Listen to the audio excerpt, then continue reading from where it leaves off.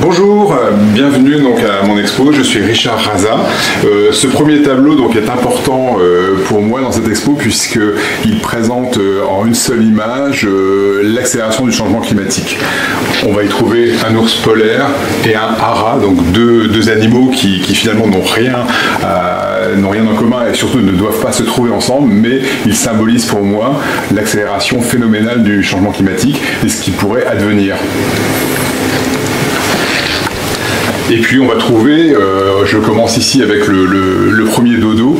Le dodo pour moi est un animal emblématique de mon exposition puisqu'il est le premier animal qui va disparaître du fait de l'activité humaine. Donc je l'ai également réalisé en grand format puisque je suis vraiment, j'aime beaucoup les grands formats. Et donc sur ce grand format, on va trouver finalement l'histoire du dodo.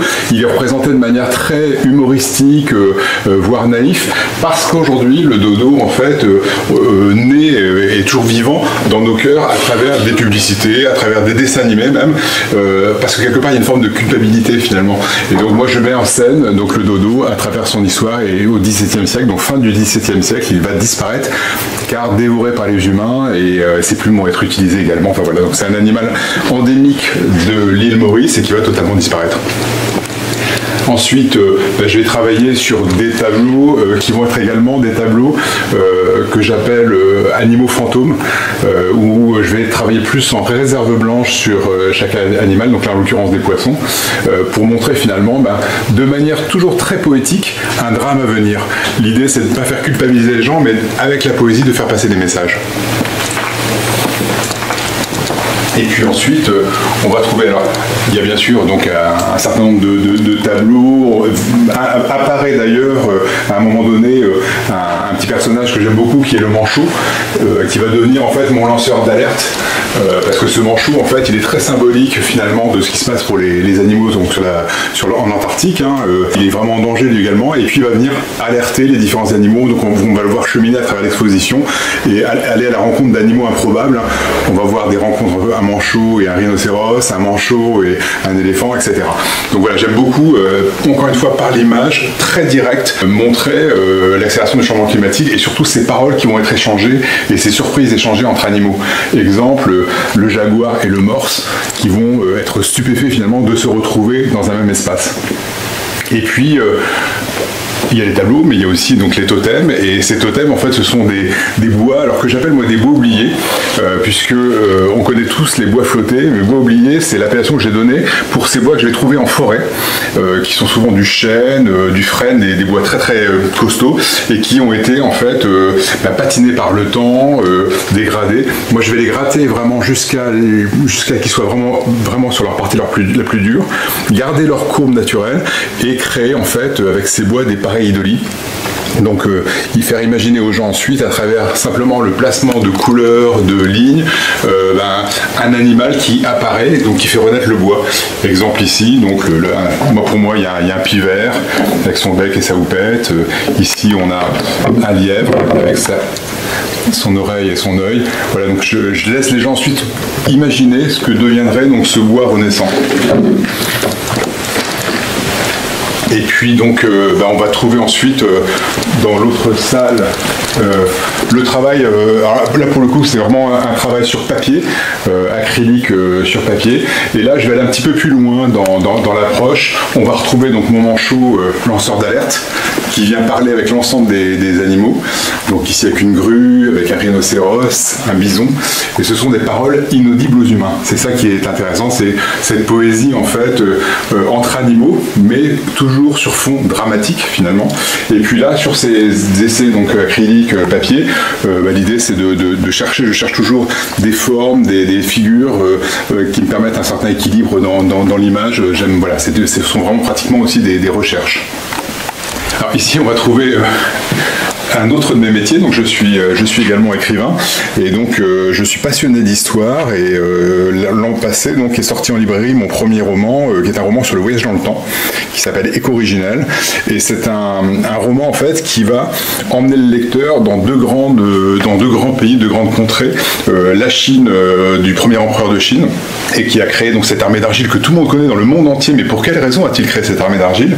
Et puis la France médiévale de Duguay-Clin, personnage vraiment flamboyant de l'histoire de France, et qui avait une manière de faire la guerre qui était complètement anachronique pour son époque, ce qui est totalement vrai. Donc j'ai passé 6 ans à écrire ce livre pour bien me documenter. Quand on veut parler du matériau temps, il faut vraiment être capable d'aller le plus loin possible et d'emmener le lecteur vraiment dans ces territoires du passé. Donc ça a été le cas. Je me suis extrêmement documenté, puisque, encore une fois, c'est là où, quand on travaille sur le matériau historique, il faut vraiment savoir de quoi on parle. Et 6 ans de recherche ont vraiment été nécessaires pour vraiment l'écrire dans ce sens-là. Et puis là, en fait, j'ai profité de l'exposition pour venir aussi travailler, quitter mon atelier, travailler en direct avec le public, donc montrer un petit peu mon approche, montrer que quand je travaille sur une toile, je suis à la fois au pinceau, on le voit ici dans la matière qui apparaît avec l'éléphant, et puis au Posca, le Posca donc, qui va me permettre de refaire tous ces cernets noirs. Je travaille vraiment à la manière d'un vitrailliste, donc ce sont mes chemins de plomb, et mes chemins de plomb, je les fais donc au Posca. Et puis la grande salle me permet alors d'exposer ce que j'apprécie avant tout sont les grands formats. Donc j'aime beaucoup les grands formats. Pour moi, ça permet d'avoir pratiquement une immersion dans le tableau. Et voilà un des tableaux que j'aime beaucoup, puisque là apparaissent les animaux qui sont donc autour de nous, dans le lieu où j'habite. Le cerf, les grues, libellules, renards et autres. Et surtout, c'est un hommage aussi au douanier Rousseau. J'aime beaucoup le douanier Rousseau. Et voilà, je voulais faire un hommage, aussi un petit clin d'œil. C'est finalement, ça exprime le bois. Et puis le bois dans toute sa splendeur, c'est-à-dire c'est à la fois le bois veut dire la forêt également, mais également les animaux font partie de ce bois et sont véritablement en bois. Et donc cette unité que j'aime beaucoup. Et puis ensuite, je vais montrer aussi, ce tableau il est très intéressant avec le rhinocéros, parce que finalement beaucoup de gens me disent « Ah, il est très coloré, il est très intéressant, et graphiquement, il appelle presque à la joie », et je leur dis à chaque fois « Regardez le fond », et le fond est dramatique. Donc voilà, c'est ce que vit malheureusement le rhinocéros avec la chasse pour sa corne.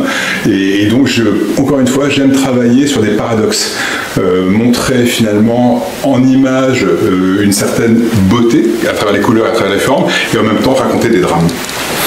Et puis viennent ensuite, dans les grands formats, voilà, l'esprit de la forêt a son pendant, donc ce qu'on a vu tout à l'heure, le pendant c'est Esprit des océans.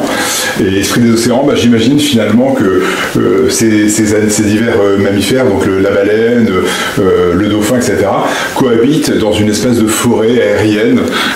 Ils ont quitté la mer, ils savent s'adapter, et donc là, toujours en poésie, on imagine le devenir de tous ces animaux marins. Alors vous êtes très concerné pour l'environnement? Oui, je suis très, très engagé sur l'environnement et sur la faune et la flore, la protection de la faune et la flore. Pour moi, il est essentiel aujourd'hui d'agir en ce sens, et à ma petite échelle, j'essaye de, encore une fois, faire agir les gens sur le devenir de ces animaux, de cette flore qu'on aime également beaucoup, et surtout le faire sans faire culpabiliser. Je pense que c'est un des moyens de faire réagir les gens.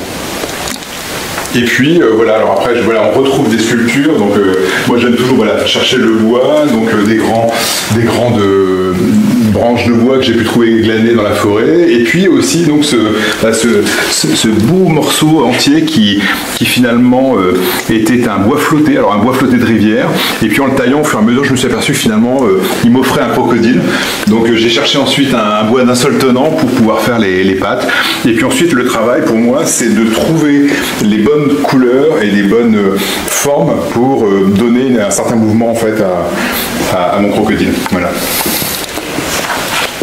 Alors comment travailler sur bois et aussi peindre? Alors le bois, je le travaille à partir donc quand j'ai retrouvé glané ce bois en forêt, je vais le gratter pendant des heures, mais vraiment le limer, le gratter, enlever toutes les impuretés et surtout enlever toute la partie molle du bois pour arriver vraiment à ce qu'il y a de plus dur. Et quand j'atteins vraiment ce niveau-là, en gardant et en conservant les courbes naturelles de ce bois, là je vais ensuite le traiter, le vernir et poser la peinture. Et là la peinture, c'est là où la magie opère. L'idée, c'est avec des formes, des couleurs, de donner du mouvement. Donc je vais vraiment chercher un mouvement dans chaque totem ou dans chaque animal que je vais représenter. Les projets, pour l'instant, moi il se trouve que je suis aussi dessinateur de bande dessinée en parallèle. Et en fait, je les ai pas présentés ici, mais j'ai créé le premier parcours de visite d'un château en France en bande dessinée. C'est le château de Sully-sur-Loire, qui se trouve dans le Loiret, où les visiteurs arrivent et vont trouver des totems avec des strips, donc 3 cases, pour présenter à chaque fois une anecdote historique du château de manière humoristique. Donc ça, c'est vraiment mon 3e métier, donc artiste peintre, écrivain et dessinateur de bande dessinée. Donc j'ai des projets dans ce sens-là, puisque Sully-sur-Loire, c'est le premier parcours en France et il se développe bien, il marche bien, donc j'espère avoir d'autres châteaux. J'ai un château en projet pour 2027 déjà.